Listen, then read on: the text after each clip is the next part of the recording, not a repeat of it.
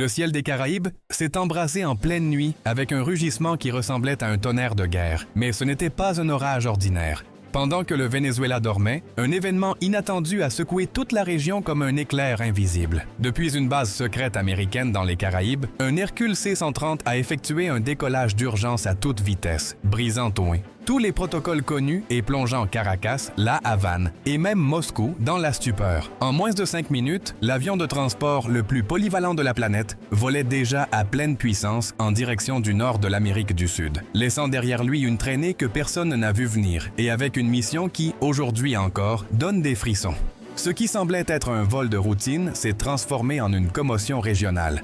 Les radars vénézuéliens ont capté un écho fugace, presque spectral, qui s'est évanoui avant de pouvoir être localisé. Quelques minutes plus tard, tout le pays était en état d'alerte maximale. Selon des fuites du commandement sud, le C-130 ne volait pas seul. 2 F-35 Lightning II le couvraient depuis une haute altitude. Et un drone MQ-9 Reaper attendait en vol pour une surveillance immédiate. Quelque chose d'extrêmement grave était en train de se produire. Et prêtez bien attention car les communications interceptées entre les pilotes étaient courtes, tendues et directes. Décollage d'urgence autorisé. Post-combustion au maximum. Maintenir la furtivité jusqu'à être hors de danger. À partir de ce moment, les systèmes de défense de toute la région se sont activés comme jamais auparavant. À Maiquetía, Barcelona et Maracay, les radars militaires ont enregistré une trajectoire impossible.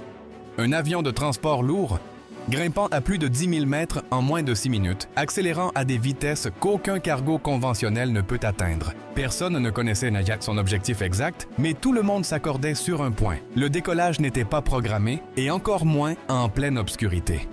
Et c'est ici que commence le mystère qui a laissé le Venezuela sous le choc. Le décollage nocturne du géant invisible. Tout a commencé à 2h48 du matin, heure locale. Musique. Le contrôle aérien d'une base américaine classifiée dans les Caraïbes a reçu un ordre direct du Pentagone. Priorité absolue, autorisée. Décollage immédiat de l'Hercule 486, Biki, Spirit of America. Le personnel au sol a immédiatement compris que quelque chose n'était pas normal. Les techniciens ont préparé l'avion avec une rapidité inhabituelle, sous des lumières rouges minimales et sans aucun enregistrement public de la mission. Même les sous-traitants civils ont été évacués de la zone sous le prétexte d'une opération classifiée. En moins de 4 minutes, le colosse gris à 4 moteurs a commencé à rouler sur la piste secrète. Ces moteurs ont allumé la post-combustion et le sol a tremblé comme lors d'un séisme. À 2h52, l'Hercule C-130 a décollé presque à la verticale. Musique disparaissant dans l'obscurité des Caraïbes, escortée par 2 points invisibles sur les radars. Ce que personne n'attendait, c'est que ce décollage d'urgence déclencherait toutes les alarmes vénézuéliennes seulement 10 minutes. Plus tard, depuis la base Libertador à Maracay, les opérateurs du système S-300VM ont capté un écho minuscule s'approchant depuis le nord à une vitesse impossible. Ils ont d'abord pensé qu'il s'agissait d'un bruit atmosphérique, mais la signature thermique était froide, presque inexistante. Le C-130 n'avait pas de feu de navigation et ne répondait pas aux signaux d'identification amis-ennemis. À 3h02, le commandement de la défense aérospatiale intégrale a déclaré l'alerte rouge niveau 5, la catégorie la plus élevée. Les contrôleurs se sont coordonnés avec toutes les batteries côtières, sans mais pendant que les services de renseignement tentaient d'identifier l'aéronef. Les registres internationaux ne montraient rien. Le silence sur les fréquences était absolu. Seul le bourdonnement lointain de l'avion de transport déchirait la nuit. Mais avant, si vous êtes passionné par la puissance aérienne américaine et que vous voulez que nous continuions à révéler des opérations comme celle-ci, écrivez Hercule dans les commentaires. Musique. Les Hercule C-130 est le joyau absolu de l'US Air Force. Capable d'atteindre des vitesses allant jusqu'à 600 km/h. Il peut y transporter jusqu'à 20 tonnes de fret, voler plus de 3100 km sans ravitaillement et opérer depuis des pistes courtes et rudimentaires. Sa conception robuste et ses 4 moteurs lui permettent d'atterrir et de décoller sur des terrains hostiles, avec une capacité d'ascension allant jusqu'à 559 mètres par minute. Mais le plus impressionnant est sa capacité de réponse immédiate. En moins de 5 minutes, il peut passer du hangar au vol global avec une charge complète. Ce qui est alarmant, c'est que des décollages d'urgence comme celui-ci ne se produisent essentiellement que dans des situations extrêmes, évacuation d'actifs qui critiques, transport de matériel ultra-sensible ou réponse immédiate à une menace imminente. La question inévitable était donc que transporter pour le C-130 et pourquoi a-t-il décollé à toute vitesse? Sur les réseaux sociaux, des vidéos filmées depuis Aruba et Bonaire ont explosé. Des images floues montraient un colosse gris montant à travers les nuages bas, laissant une traînée de condensation qui a disparu en quelques secondes. Les théories se sont multipliées. Évacuation de personnel de haute valeur, transport de technologies classifiées, voire récupération d'un actif tombé.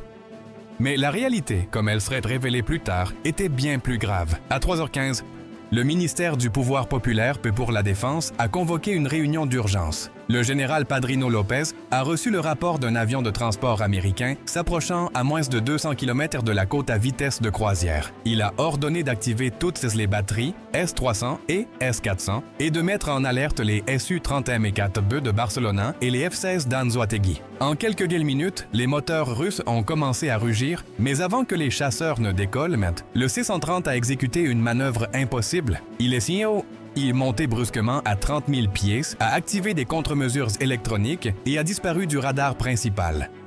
Les opérateurs n'ont vu qu'une interférence totale. Le brouillage électronique était si puissant qu'il a saturé les systèmes vénézuéliens pendant 17 minutes.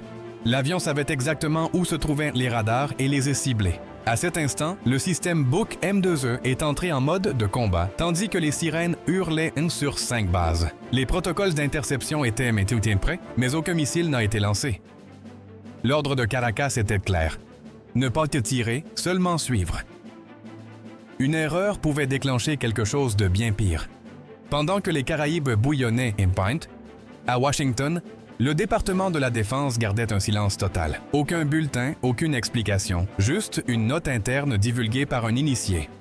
Opération Night Hercules activée. Récupération prioritaire, aucune divulgation autorisée. Cela, au lieu de calmer les esprits, n'a fait qu'attiser la méfiance. Pourquoi un C-130 avait-il besoin d'un décollage d'urgence avec une escorte complète? Qu'est-ce qui était si urgent pour justifier de briser le secret absolu? Les spécialistes ont commencé à conjecturer que l'avion évacuait du personnel ou de l'équipement critique face à une menace imminente. Peut-être des renseignements sur une attaque pleine pioncier ou la récupération d'un satellite tombé.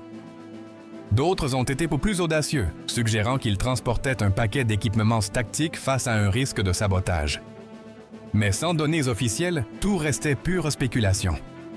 Le fait est que dans les jours précédents, le commandement Sud avait augmenté son niveau d'alerte dans la zone, et ce décollage pourrait être le maillon d'une manœuvre de plus grande envergure.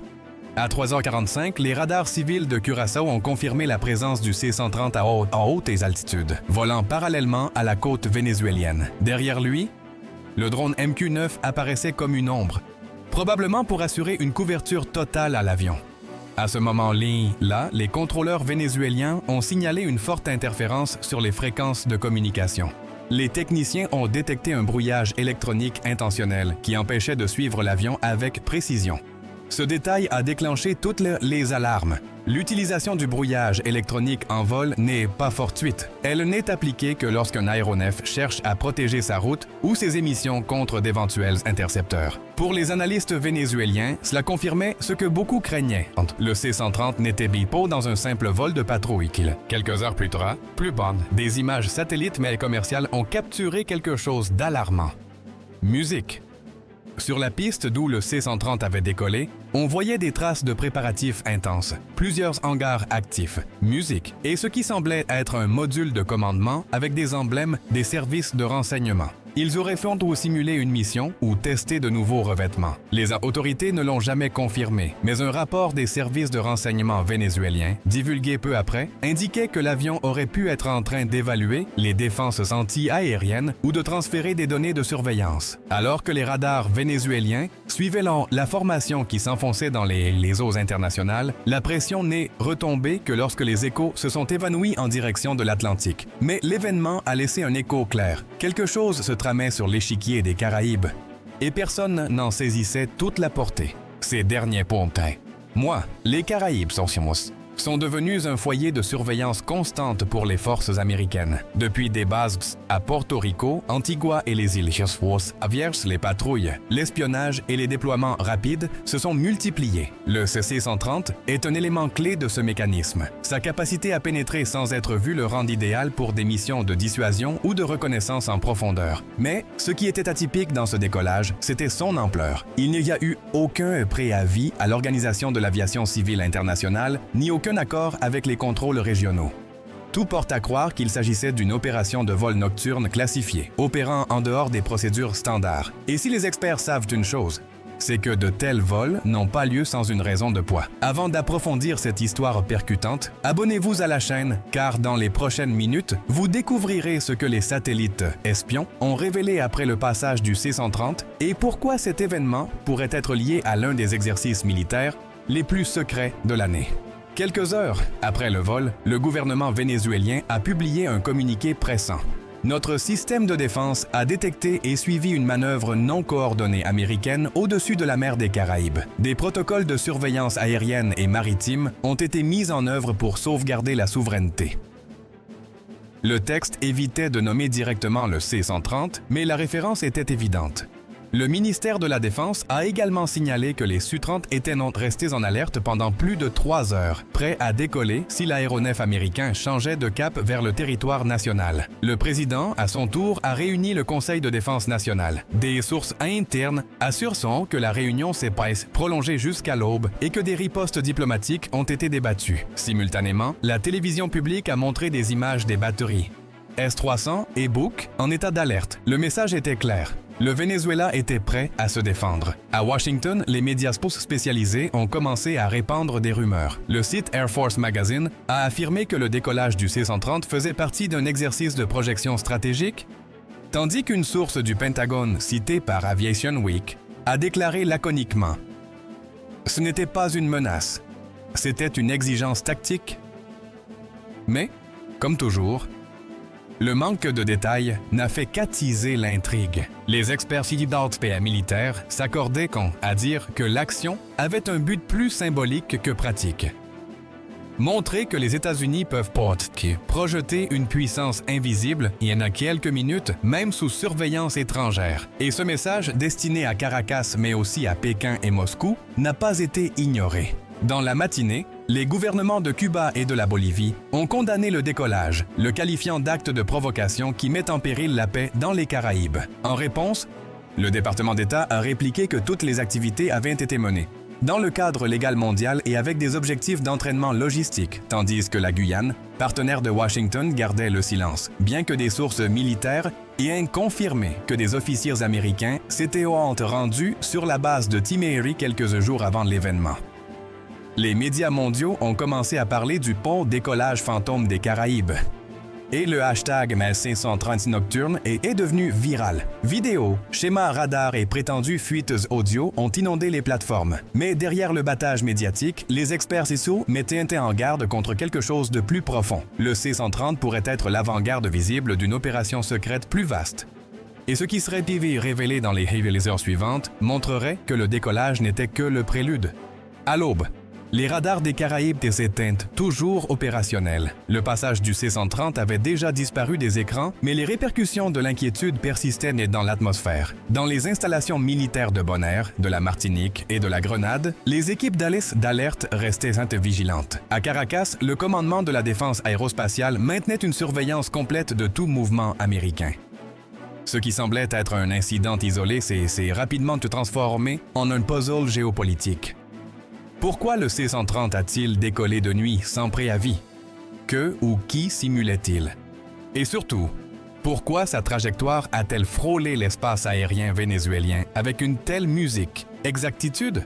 Pendant que les chancelleries échangeaient des notes diplomatiques, les analystes ont commencé à déceler des schémas préoccupants. Des satellites de surveillance asiatiques ont capté une série de vols ultérieurs qui coïncidaient en temps et en direction avec la route du C-130. Parmi lesquels un avion de renseignement P-8 Poséidon qui avait décollé de Floride peu après l'incident. Ce détail a tout changé. Si le C-130 testait une pénétration, le P-8 avait un rôle clair. Capter toutes les réactions environnantes. À 9 heures du matin, le radar de l'île de Margarita a détecté 5 nouveaux échos. L'un d'eux, d'après les fréquences captées, appartenait à un E-8 Joint Stars, l'avion de commandement et de contrôle le plus sophistiqué des États-Unis. Les autres, probablement des F-35 ou des drones Global Hawk, se maintenaient en formation serrée. Dans le jargon militaire cela ne signifie qu'une chose, un soutien pour une simulation d'incursion ou une évaluation sous couverture aérienne active. Des sources anonymes du commandement stratégique ont confirmé quelques jours plus tard que le décollage du C-130 était lié à un exercice de test non divulgué. Elles n'ont pas précisé s'il s'agissait de dissuasion nucléaire, d'entraînement à la furtivité ou d'évaluation des défenses. Mais tout indiquait une opération méticuleusement orchestrée. Pendant ce temps, à Caracas, les radars du système Book ont commencé à enregistrer des perturbations électroniques. Les opérateurs ont remarqué des signaux de leurre électronique, une astuce intentionnelle qui générait de faux échos. Pendant plus de 2 heures, les systèmes de défense ont fonctionné dans des conditions de cyberguerre. La tension était palpable. Le moindre malentendu, la moindre erreur d'interprétation radar pouvait précipiter un incident international. Le journaliste militaire colombien Andrés Bermúdez l'a décrit avec clarté.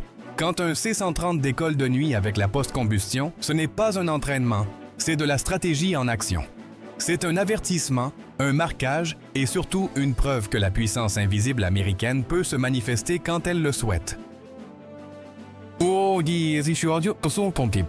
C'est précisément ce que le Pentagone a illustré dans les Caraïbes, en les transformant en un théâtre d'essai pour une doctrine de projection invisible qui fusionne furtivité, portée mondiale et guerre électronique. À Caracas, cette interprétation n'a rassuré personne.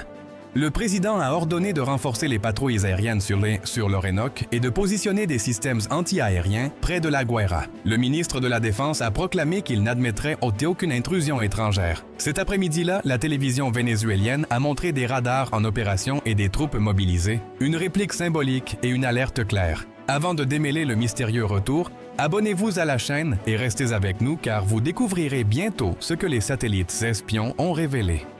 Et pourquoi cet événement pourrait être lié à un exercice militaire secret. À 11h20 du matin, des satellites ont capté le C-130 atterrissant sur la base d'Andrews, dans le Maryland. Rapidement et discrètement, un observateur amateur a pris une photo floue de l'aéronef, sauté et fermé, avec un convoi d'analyse à proximité. Cela a alimenté les hypothèses des exercices nucléaires aux tests de capteurs furtifs. Le Pentagone s'est contenté de ne pas discuter de détails classifiés. Mais dans les cercles latino-américains, cela a sonné comme un aveu. 3 jours plus tard, une source de l'Air Force a divulgué que le C-130 avait exécuté une démonstration de capacité prioritaire des Caraïbes à l'Atlantique, évaluant probablement les réponses anti-aériennes ou calibrant ses systèmes face au système russe au Venezuela. La séquence coïncidait avec un exercice conjoint États-Unis-Colombie, suggérant un calibrage des défenses ou la récupération de données de surveillance. Le Pentagone est resté prudent, mais des documents divulgués ont révélé une autorisation sous le protocole Global Reach Drill, ASI. Utilisé pour les risques d'exposition en environnement hostile. Un analyste de Washington a spéculé sur des évaluations de radar, du renseignement ou des simulations biotechnologiques, ce qui coïncide avec le brouillage électronique. L'événement a déclenché une vague diplomatique. Le Venezuela a protesté auprès de l'OEA pour intrusion et provocation. Les États-Unis ont répliqué qu'ils n'avaient pas violé l'espace souverain. Cuba et le Nicaragua ont soutenu le Venezuela, qualifiant l'acte d'intimidation. Le Brésil a publié un communiqué vague sur la coordination. Quelques jours plus tard, des anomalies cybernétiques sont apparues. Panne de GPS dans les îles sous le vent et déviation de navires en route vers le Venezuela, probablement due à une perturbation intentionnelle liée au C-130 et à des EA-18G Growler. Cela a mesuré les ripostes cybernétiques vénézuéliennes, provoquant des lectures erratiques sur les radars et des échos illusoires. Une semaine plus tard, le Venezuela a mené des manœuvres massives sur le front oriental avec des Su-30, des hélicoptères et des systèmes anti-aériens dans le cadre de l'opération Bouclier caribéen. Le général Padrino Lopez a déclaré « Nous n'accepterons pas de vol non autorisé. Nos cieux sont protégés. » En coulisses, le décollage a révélé des failles cybernétiques et des réactions lentes au Venezuela servant d'avertissement pour les États-Unis. C'était un rappel tactique de leur capacité invisible, un message au Venezuela, à la Chine et à la Russie concernant la surveillance régionale. Un ex-officiel du commandement Sud l'a dit anonymement, « Un Hercule ne décolle pas de nuit sans raison. Quelque chose de plus grand est en jeu. » Cela a servi de test, d'avertissement et d'affirmation de présence sans tirer un seul coup. Avec le temps, le tumulte s'est calmé. Le C-130 a repris ses routines. Mais les rapports de renseignement l'ont catalogué comme un exercice de contingence ou un avertissement, mais silencieux. Les Caraïbes sont revenus à leur sérénité superficielle, bien que fragile. Un général américain à la retraite l'a résumé ainsi. Dans la dissuasion, il n'est pas mes combats nécessaire d'attaquer. Il suffit qu'ils sentent votre ombre. Et cette nuit-là, toutes les Caraïbes l'ont senti. Abonnez-vous si vous avez aimé la vidéo et si vous voulez en voir d'autres comme celle-ci.